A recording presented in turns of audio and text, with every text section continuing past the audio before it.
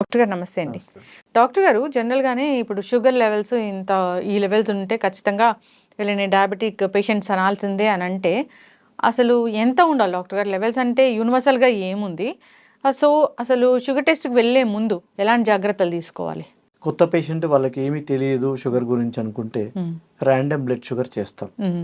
ఎటువంటి కంప్లైంట్స్ ఏం లేదు, డాక్టర్ దగ్గరికి వచ్చారు, నాకు తెలియదండి, I want know the diabetic status. Hmm. So random blood sugar చేస్తాం. Hmm. If it is more than 200 is confirm that he's a diabetic. Hmm. 200 milligrams per deciliter. Hmm. So already confirm అయ్యింది, కంట్రోల్లో ఉందా లేదని తెలుసుకోవాలంటే there are few other test. Hmm. Fasting blood sugar, FBS, and postprandial blood sugar. Hmm. 1.5-2 hours after the breakfast we do see. And another important test is HbA1c. Hmm. That is a glycosylated hemoglobin, Hmm. which shows the average past 3 months blood sugar control unda leda అని తెలుస్తుంది. So if these 3 tests can be done, we can know whether is that patient is under control or not under control, whether we need to change the medicines or not. Okay. Fasting blood sugars beyond 110 అట్లా ఉంది అంటే ఇంకా ఎంత పైకి ఉందంటే అంత control లేనిదే అంటాం. 110 అంటే ఇంకా అది 110 is good control. Okay. 100, 110 we do maintain. 120 also we can give the chance to the patient with the diet they can control. 100, 110 is good control, very optimal control. Postprandial again, if we say 150, 160 levels good control అంటాం. Beyond again 170 ఇంకా దానిపైన ఎంత వెళ్తా ఉంటే అది అంత control లేనట్టు అర్థం. HbA1c levels again below 6.5 is very good control అంటాం. above 6.5 more than that ఇంకా ఎంత దాటితే అంత కంట్రోల్ మీకు ఉండట్లేదు, యావరేజ్ గా you are not under control, we can tell to the patient. Okay. మరి ప్రీ డయాబెటిక్ స్టేజ్ అంటే? ప్రీ డయాబెటిక్ స్టేజ్ అంటే బిట్వీన్ 100 to 110 రేంజ్ లో ఉంది. సో ఆ రేంజ్ లో ఉంది విత్ సిమ్టమ్స్.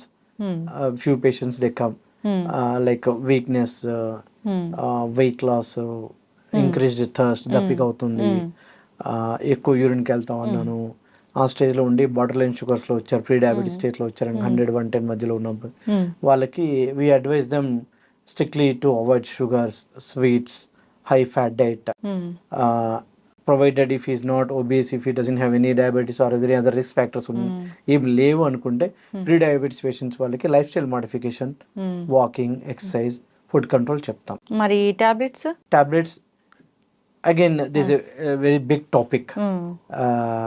ప్రీ డయాబెటీస్ స్టేట్లో without complaints, without any comorbid diseases, we can suggest lifestyle modification and walking and exercise. With the complaints, already having BP or heart problem, that is better to comorbidities ఉంటే వాళ్ళు pre diabetes అయినా కానీ medicine ఉంటుంది. Depends on their condition. మళ్ళీ కూడా ఇది కూడా definitely. So if he is a smoker or drinker, we tell them to stop. If he is obese, we tell them to avoid fatty food, and we tell them to go for walking and all. Yes, with risk factors definitely we need to treat. Yes. Because otherwise with that sort of mild elevation of the sugars, there could be impact on already existing diseases to the patient. Yes, ఖచ్చితంగా doctor గారు. So అయితే చాలా మంది కూడా దీన్ని reverse చేయొచ్చు ఈ pre diabetes condition ని అంటారు. అంటే కోమార్బిడిటీస్ ఉండి రకరకాల ఇష్యూస్ ఉన్నప్పుడు దాన్ని మనం రివర్స్ చేయొచ్చా? ఆ డయాబెటీస్ స్టేట్ ని రివర్స్ చేయొచ్చు by strict modification of your life style, strictly avoiding full polished rice, sweets, jaggery, high fat diet, non-vegetarian food and all. Avoid cheste we tell them to keep in balance. We tell them to repeat it once every like 2 or 3 months like that, to keep in track whether is it getting controlled or is it going beyond the abnormal levels. If it is going beyond the abnormal levels like 120, 130 is crossing, even with the lifestyle modification and walking, then it is the indication for him to start the diabetic medication.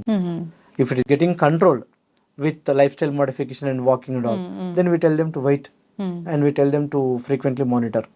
మధ్య మధ్యలో check చేసుకుంటా ఉండండి, ఇది control ఉందంటే we can just stay with that the same lifestyle what you are following like that. Okay. అయితే doctor గారు చాలా sugar వచ్చేసింది, షుగర్ లెవెల్స్ చాలా ఎక్కువ ఉన్నాయి, మీరు అన్న లెవెల్స్ కన్నా ఎక్కువగా ఉన్నాయి అన్నప్పుడు వాళ్ళకి టాబ్లెట్స్ ఇస్తూ కంట్రోల్లో ఉన్నప్పుడు సో పూర్తి స్థాయిలో టాబ్లెట్స్ ఆపేసే ఛాన్స్ అనేది ఉంటుందా వాళ్ళకి?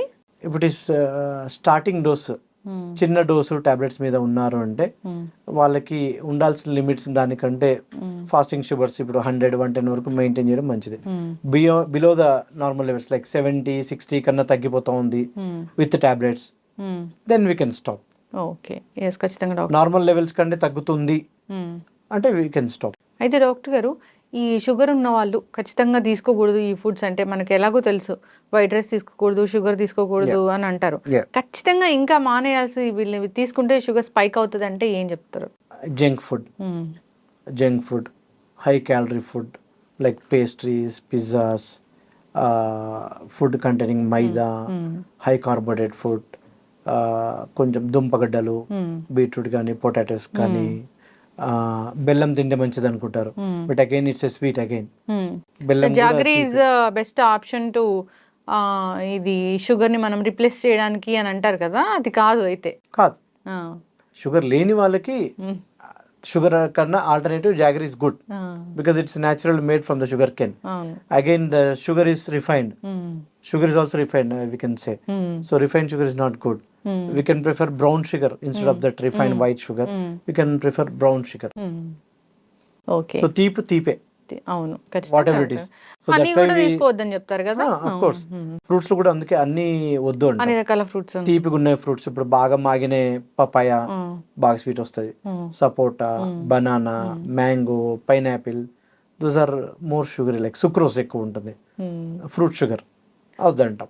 So less sugar prefer like pomegranate, kiwi, dragon fruit, apple, little bit less sweet, those you can. ఇక్కడ మనం అంతే ఈజీగా తెలుసుకోవచ్చు అంటే ఫ్రూట్స్ లో చాలా పండినవి చాలా తీయగున్నవి మాత్రం తీసుకోకూడదు. yes మీరు అన్నట్లు దానిమ్మ ఇలాంటి వాటిలో ఎక్కువగా అంత తీపి ఉండదు కాబట్టి అలాంటి తీసుకోవచ్చు. కివి గానీ, డ్రాగన్ కూడా అంత మరీ అంత తీయగా ఏమి ఉండదు. అవును, స్వీట్ ఉంది అంటే పక్కన పెట్టేయటమే, అదే బండ గుర్తు.